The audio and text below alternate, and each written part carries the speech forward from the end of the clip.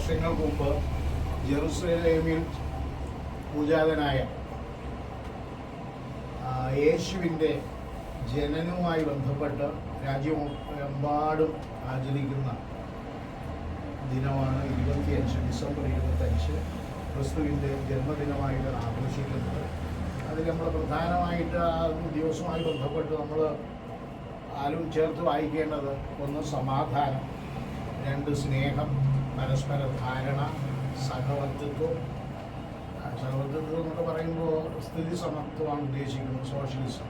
ഇങ്ങനെയുള്ള മഹത്തായ ആശയങ്ങൾ അത് ഉയർത്തിപ്പിടിച്ച മഹാനായ ഒരു ദിവ്യൻ്റെ ജന്മദിനമാണ് ക്രിസ്മസ് ആയി നമ്മൾ ആഘോഷിക്കുന്നത്. നമ്മുടെ ഈ സ്ഥാപനത്തിൽ ആ ദിവസത്തിന് മുന്നേ 25 അവധി ദിവസമാണ്. അതുകൊണ്ട് ഇന്ന് നമ്മളത് ആഘോഷിക്കുകയാണ്. അപ്പോൾ ഇത് കേക്ക് മുറിച്ച് ഇതിനെ ഉദ്ഘാടനം ചെയ്യാനായിട്ട് ബാബു സാറിനെ ക്ഷണിക്കും.